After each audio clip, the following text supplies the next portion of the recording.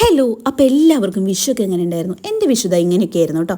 രാവിലെ എണീറ്റു, കണി കണ്ടു, കിടന്നുറങ്ങി. പിന്നെ ദാ എണീറ്റു, കുളിച്ചു. ഇതാണ് കേട്ടോ എൻ്റെ വിഷു കോടി. എങ്ങനെയുണ്ട്? എൻ്റെ ചേച്ചി എടുത്ത് എന്താണേ എനിക്കിഷ്ടപ്പെട്ട കളറായതുകൊണ്ട് എനിക്ക് നന്നായി ഇഷ്ടപ്പെട്ടു കേട്ടോ. പിന്നെ ഇതാ അടുത്തത് മോനെ ഉണർത്തി കേട്ടോ. അവനോട് പറഞ്ഞു കൈനീട്ടം കിട്ടുമെന്ന് പറഞ്ഞപ്പോൾ അവൻ വേഗം തന്നെ എണീറ്റു, കുളിച്ചു. അച്ഛമ്മേനെ നോക്കി നിൽക്കുകയാണ് കൈനീട്ടം മേടിക്കാനായിട്ട്. പിള്ളേർക്കൊക്കെ ഭയങ്കര ഇഷ്ടപ്പെട്ട ഒരു ദിവസമായിരിക്കുമല്ലോ വിഷു. കൈനീട്ടം കിട്ടുമല്ലോ. പിന്നെ അത് അച്ഛമ്മയുടെ കയ്യിൽ നിന്നും കൈനീട്ടൊക്കെ മേടിച്ചു, അച്ഛമ്മയ്ക്ക് തിരിച്ചു കൊടുത്തു. എൻ്റെ കയ്യിൽ നിന്നും കൈനീട്ടൊക്കെ മേടിച്ചു കേട്ടോ. പിന്നെ ഞാനിത് ആ ചായയൊക്കെ കുടിച്ചു. പിന്നെ കുറച്ച് പണികളും കാര്യങ്ങളൊക്കെ ഉണ്ടായതുകൊണ്ട് വീഡിയോസ് ഒന്നും എടുക്കാനായിട്ട് പറ്റിയില്ല കേട്ടോ. പിന്നെ അതാ ഞങ്ങൾ ഉച്ചയ്ക്ക് ചെറിയൊരു സദ്യയൊക്കെ ഉണ്ടാക്കി അതൊക്കെ കഴിച്ചു കേട്ടോ.